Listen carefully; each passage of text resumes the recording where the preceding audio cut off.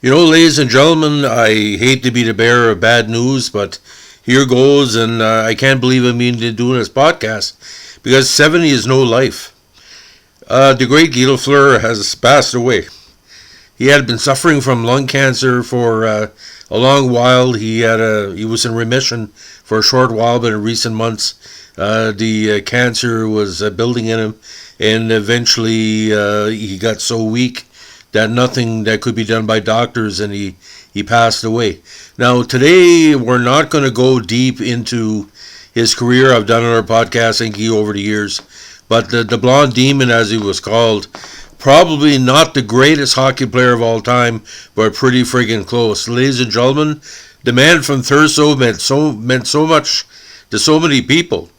He meant so much to me because everything I have as a sports editor is based on my love of his style of play and the Habs. So I met Jean Beliveau years ago, and I met Guy covering a tournament in Woodstock in 2010. And I never thought I would meet either one of them. And, there's atheists in my family that tell me that there's no God.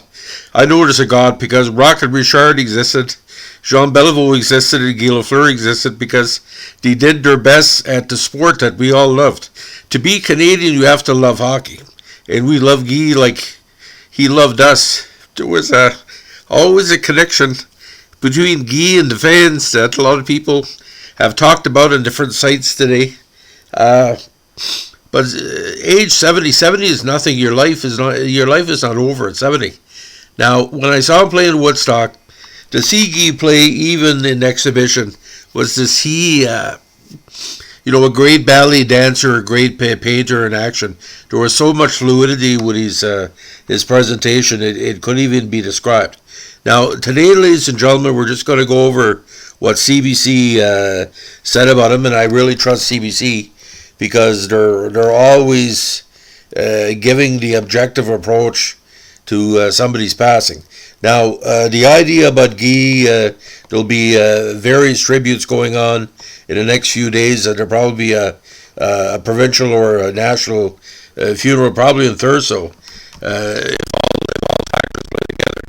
Now, a lot of people know he captured 5 Stanley Cups with Montreal during his career, and was a hockey hero in Quebec long before his NHL playing days even started.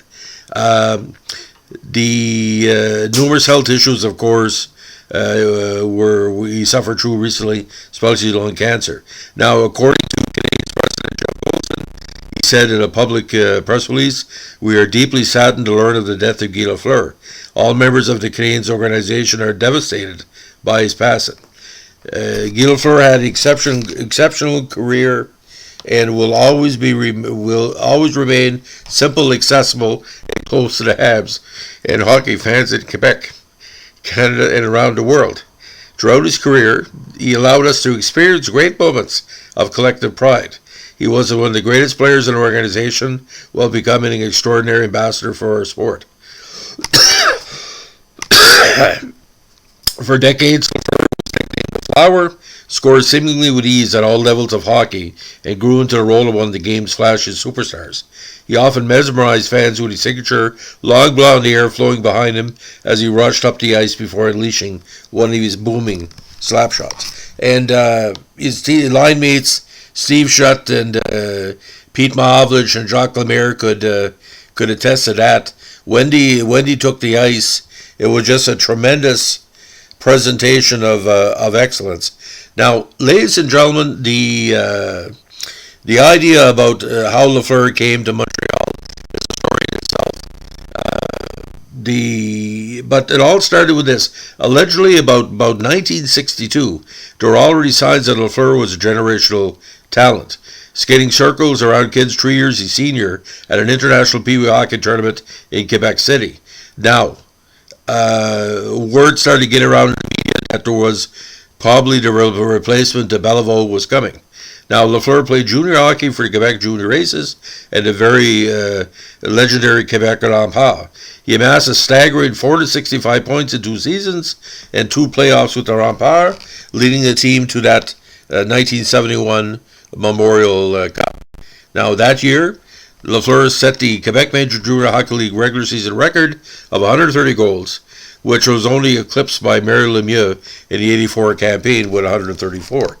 Now, Guy, get this, the Demo Blanc, or Damien Lafleur, was born on September 20th, 1951 in Tursault, Quebec, a small city in the western part of the province, and grew up idolizing Canadiens great Jean Beliveau. So it was fitting he made his debut for the Habs in the 72 season, taking the torch from his hero only months after Beliveau wrapped up his career by skating off the ice as the Stanley Cup champion for the 10th time in the spring of 1971. Now, Beliveau said in published reports at the time, "I'm not worrying because Guy is coming." Now, Lafleur's arrival in Montreal, like his departure years later, was controversial. GM Sam Pollock made a deal with the California Golden Seals to move up in the NHL draft to select Lafleur, passing on another highly touted French-Canadian, Marcel Dion. Now, Dion outscored Lafleur in their rookie seasons, leading some fans to think Pollock had made a mistake in selecting Lafleur. But the critics backed off by 1973 as Lafleur hoisted the first Stanley Cup with the franchise. All doubt was eventually raised in the 75 season when Lafleur broke out with his first of 6 consecutive seasons with at least 50 goals and 100 points. Now, he dominated the later half of the decade, leading the Habs to 4 straight titles from 76 to 79, and won the Hart as the league's most valuable player twice during that period. He was also the MVP of the 77 playoff, winning the Connie Smythe. His scoring prowess was so dominating in the late 70s that legendary Hockey Night in Canada broadcaster Dick Irvin Jr. called him the greatest player in the world. Now, Lafleur transcended the sport despite his known habit of smoking cigarettes. Former coach Scotty Bowman said he would even smoke between periods. He smoked in the hotel room, but always in the bathroom, said former Quebec Nordiques teammate Joe Sakic. "I told him he didn't have to do that. I was in awe of him."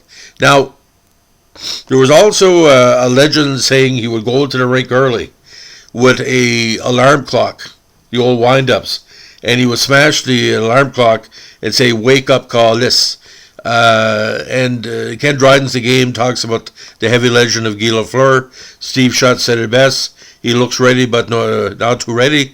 There'll be rebounds tonight." And every night that Guy played, Saturday nights, the cold weather we went through was warmed. If the house had a Guy Lafleur game on, either in Montreal or playing in Toronto or on the road against Boston or Vancouver, he felt like our uncle, our friend. And when he did something, we cheered. And when he was hit, no penalty, we would scream. But we always knew when that third period came and when Montreal would win, Guy would have a part of that. Now, Guy had his personal problems as well. Now, on March 24, 81, Lafleur barely escaped a fatal crash after smashing his Cadillac into a highway fence while driving home. A signpost smashed through the windshield, missing his head by inches. Minor plastic surgery was needed to repair his right ear lobe.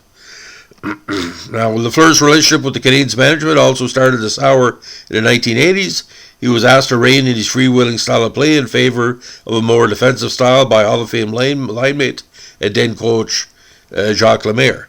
After team reviews to meet his demand for a trade, he shocked the hockey world when, at only age 33, he announced his retirement weeks into the 84-85 season. For the next 3 years, Lafleur generally only played publicly in charity hockey events, and was eventually inducted in the Hockey Hall of Fame in 1988. However, in 88 as well, New York Ranger GM Phil Esposito convinced him to come out of retirement to return to the NHL. He played a season in New York, highlighted by a 2-goal performance at the Forum, resulting in a rare standing ovation for an opposing player. He then played 2 more years with his hometown Quebec Nordiques before calling it a career for a second and final time following the 91 season. Now, at the time, Lafleur was only the second player in league history after Gordie Howe to return to the NHL as a player after being inducted in the Hall of Fame. In his post-playing career, Lafleur became an ambassador for Montreal Canadiens and established the Guy Lafleur Award for Excellence, a prize given annually to the top student-athlete hockey player in the province of Quebec. Now, we're seeing reports throughout today what's been happening in Tursault. and it's very interesting what's being presented. Every French channel right now, as I'm doing this on the Bell Dish, is showing tributes to Guy Lafleur. It really hasn't sunk in yet, has it? You grew up in Canada with your hockey heroes. Where do we go from here? We've lost Mike Bossy and Guy Lafleur. Where do we go from here? How do you replace somebody like Guy Lafleur? How do you replace somebody like Mike Bossy? You can't. It's an end of an era for a lot of people, because the Montreal Canadiens still have the fan base, but where's our next Guy Lafleur going to come from? Because we had Richard de Bellevaux to Lafleur. You feel empty, as we say. Now, in 2022, a statue stands outside Montreal's Bell Centre alongside Canadiens' all-time greats Howie Morenz, Maurice Richard, and Bellevaux. His number 10 hangs in the rafters of the arena after being retired on February 16, 1985. At the time was the sixth number retired by the Canadiens franchise. Now, Lafleur, at this writing, is still the Canadiens' record holder for points, 1246, assists 728, and game-winning goals with, get this, 94. Now, he was named number 11, which I think is too low, on the list of the NHL's 100 all-time greatest players by Hockey News in 98, and he was also named one of the 100 greatest players by the NHL as part of his centennial celebration in 2017. Now, Lafleur is survived by his two sons, Marc and Martin, and his wife, Lise. Now, ladies and gentlemen, I have a little story to tell you. When I was a kid, I became a Montreal Canadiens fan quite early. It started with Jean Beliveau, watching him in I think it was the 69 playoffs against Boston. Saw him in 71. But Guy Lafleur, when he first came in, he was wearing a helmet. And my dad said, why is he wearing a helmet? Like, his hair is so prominent. Why? He said, one of these days when he takes off his helmet, he's going to score 50. Now, ironically, scoring 50 in our first season, he never won the cup that year. But something was happening in those 4 years.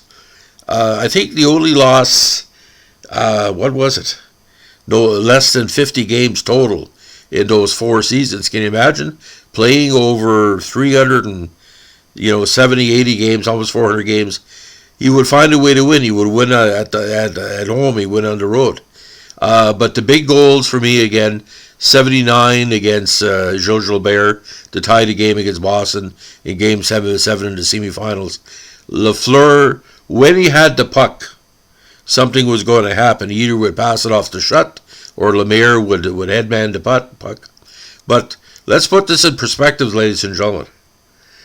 Danny Gallivan is gone. Guy Lafleur is gone. Maurice Richard is gone. Henri is gone. Jean Beliveau is gone. Jacques Plante is gone. There's only a few of them left, like old soldiers. The comment that you see in the dressing room comes from Flanders Fields. From failing hands, we pass the torch. Please hold it high. So, all the Montreal Canadiens fans out there, now that Guy is gone, you gotta hold the torch high for Guy, because he held it high for us for years. I'm sorry I'm crying, but I'm an emotional person, ladies and gentlemen. If somebody gave you so much happiness and he dies, how do you explain that in a podcast? I've been mourning his passing for months because I knew he was going to die. It was just a matter of time, but I'd spend every morning turning on the radio hoping not to hear he passed away, and today he passed away. I mean, where do you put yourself there? For a Yankee fan, it was like Mickey Mantle. For a Boston fan, Ted Williams. I can tell you this. There was an era in Canada where everybody was united to say Guy Lafleur was the greatest player ever. Gretzky, yes, maybe a little bit better. Bobby Orr was never as good as Guy Lafleur. There's no doubt about it. Lafleur was Lafleur. Bobby Orr didn't represent anything, but he didn't represent Canada. Of course, he did that now because of his affiliation with certain things. But Guy Lafleur represented the type of hockey, the fire-wagon hockey, that we all wanted to play. How many Guy Lafleurs were in Canadian backyards under their hometown rink? How many Guy Lafleurs do we have? millions, not tens of millions, but now with the female hockey players, maybe it's tens of millions. But ladies and gentlemen, what I want you to do, if you've never heard of Guy Lafleur before, go on YouTube and see his highlight packages. Ladies and gentlemen, like I said, it's just like a great opera singer, like how Pavarotti and there was a documentary this week. It's funny how it goes, eh? A documentary on Freddie Mercury. He was the Freddie Mercury of NHL hockey because every time Freddie sang, he touched it deep inside. Every time he played, it touched it deep inside. So, ladies and gentlemen, if you like what we're doing here with our hockey podcast, give us a like, comment, or subscribe. I'm sorry I'm getting emotional, but if you have something that touches you so much, and when it goes away, but in a way it'll never go away, but that's how we are in Canada. We're passionate about hockey, and we're passionate about Guy Lafleur. His passion for hockey will live on in all of us. But ladies and gentlemen, Toronto Maple Leafs, that's not hockey. Montreal Canadiens is hockey. And when Toronto Maple Leaf fans try to convince you that they represent hockey in Canada, liars. Why would an award-winning journalist with all the awards on the wall is blubbering like a baby over Guy Lafleur to put himself out there in public? I wouldn't blubber about Dave Keon or Darryl Sittler. Think about this for a second. He represents so much, and he's an icon of the 1970s. Think about this. The disco era. He was the disco superstar of the NHL. Investigate that is what I'm saying. So, ladies and gentlemen, again, give us a like, comment, or subscribe.